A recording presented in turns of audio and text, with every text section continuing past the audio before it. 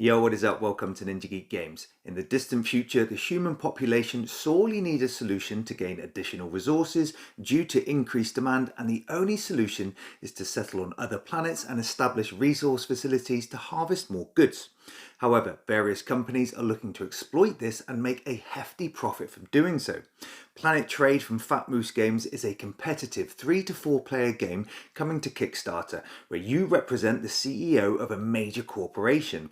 Here you'll need to establish trade routes, collect resources, build structures to sell your goods and dominate the market. But rival companies are set to sabotage your plans with their goals for galactic wealth and power.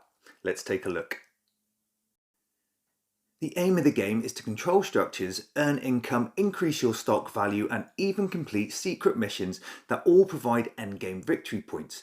During the game, players, or CEOs, take turns carrying out a multitude of available actions, as well as activating cards from hand and spending cash to claim ships that allow greater resource management from any developed trade routes.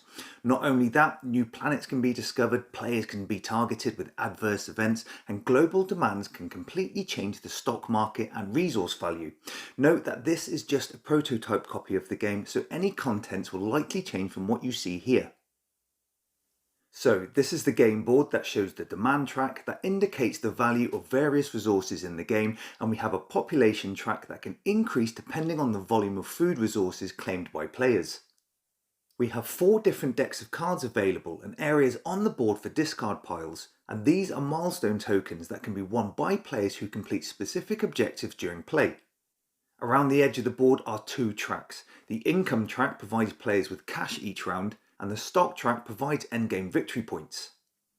The game starts with a number of sideboards dependent on player count, and these represent far off planets that you've explored. Here you can establish trade routes and collect resources specific to that planet that also has areas that you can build on. So the aim of the game is to be the player to earn the most victory points after 8 rounds, and these are gained in various ways, such as the value of your stock, owning constructions, claiming milestones, and even from cards in your play area.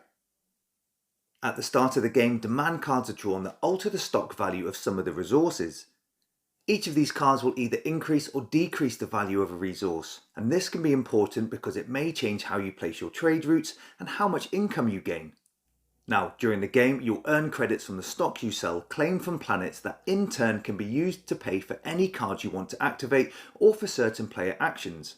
Each of the planets produce a specific number and type of resource that is indicated here and stored in the warehouse. To gain these resources, players will need to place their limited number of trade route tokens in these zones or lanes on the planet boards that open up areas for them to place their ships. These ships can be used to collect resources from the planet warehouse, which is pretty cool as the resource cube sits nicely in the freighter's miniature. Now, you can only place ships in lanes where you have opened up your own trade route, so you have a few things to consider. Firstly, the demand track on the main board indicates the value of every resource that will change each round, and this is one of the ways you'll gain income, so you'll want to pick a planet with highly valued resources. Next, placing trade routes is done 1 token at a time in turn order, but placing ships is completed separately by each player. So, although you've placed a ship in your trade route lane, another player may have already stolen the resources you're after. Later in the game, these ships are returned to your play area with their resource on board, where you can then sell them, gaining income based on the demand track for each resource cube. Cha-ching! These resources are then returned to the general pool, where the warehouse of each planet is restocked based on the associated resource trackers. But before this happens, players must first collectively count the number of food resources brought back, as this will increase the population track on the main board. Every time the population marker reaches the end of its track, it moves back to the start, where you then increase the demand of each resource. Before we get into card use, we'll look at player actions.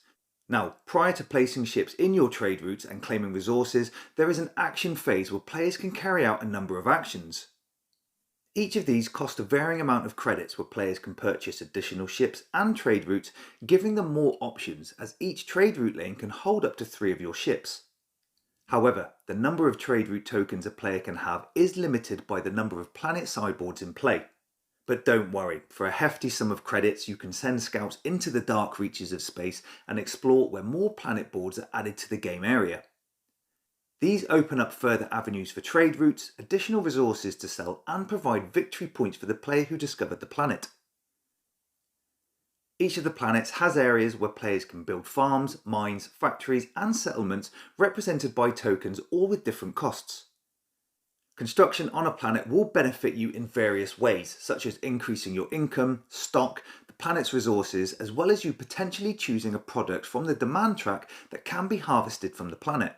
Importantly, they provide victory points at the end of the game.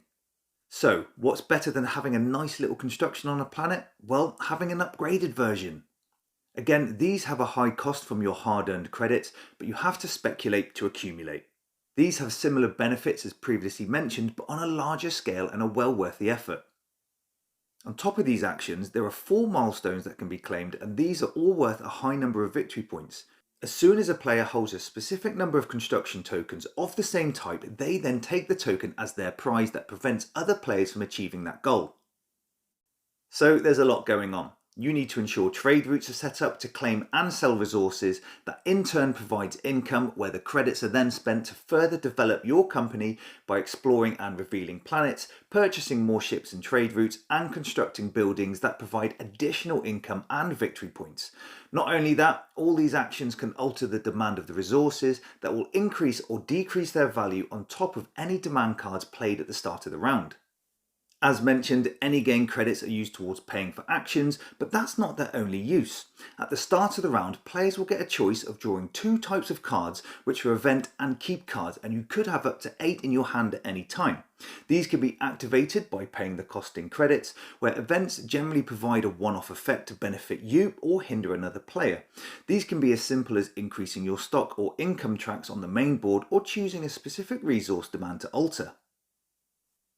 Others are a little more sneaky, allowing you to steal or sell resources from an opponent's ship, or even attempting to destroy their ships, which is awesome because they cost money to rebuild.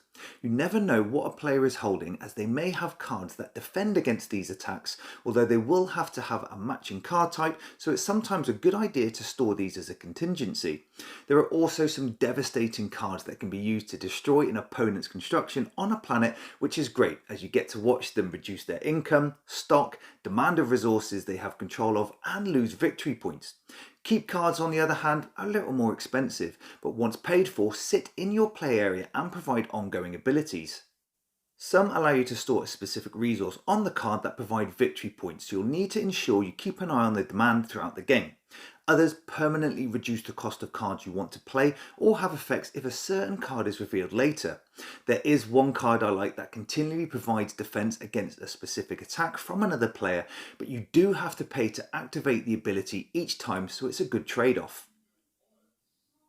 Planet Trade puts you right at the centre of multi-billion credit companies exploiting trade and resource management in a ruthless and competitive game. Players need to adjust strategy based on the current demand of resources, any alterations, blocked trade routes, and other player actions, not just your own, so you do require forward thinking and planning with each turn. What's more, in every round a global effect card comes into play that will alter the rules in some way. These can reduce the value of income, decrease the cost of a specific build action, or limit the number of event cards that players can use. A well thought out plan can come to an end due to these, so you'll need to adapt quickly in order to contend. Within this prototype there are a vast amount of cards, which is great, but I do feel their positioning on the main board needs to be thought out more carefully. This is especially true for the huge stack of event cards that towers over the population and demand track that may block your view of their values, or worse, get knocked spilling cards and tracker tokens everywhere. I suggest either moving them from the main board or creating small batches that can be replaced when needed. Also, some of the coloured tokens are doubled up for use as both resources and player markers for controlled buildings. As a prototype, I enjoyed Planet Trade and think it has a good theme, and I like the mechanic for gaining income and how these credits are spent on the various card types available. There are multiple ways to earn victory points, so it's not always clear who the big chief is, and the game does promote a little take that with some of the event cards. Each player also has one secret objective that they can work towards to try and squeeze a few more victory points, so you're never really sure of an opponent's motive. These are a nice touch where you bring back certain resources or give you a little extra motivation for construction. The rules are very simple to learn, but the game requires you to be quite adaptable to sudden changes, which is great. If you like your competitive resource management games with engine building and direct conflict, then I'll think you'll enjoy Planet Trade. This is Ninja Geek Games. Cheers.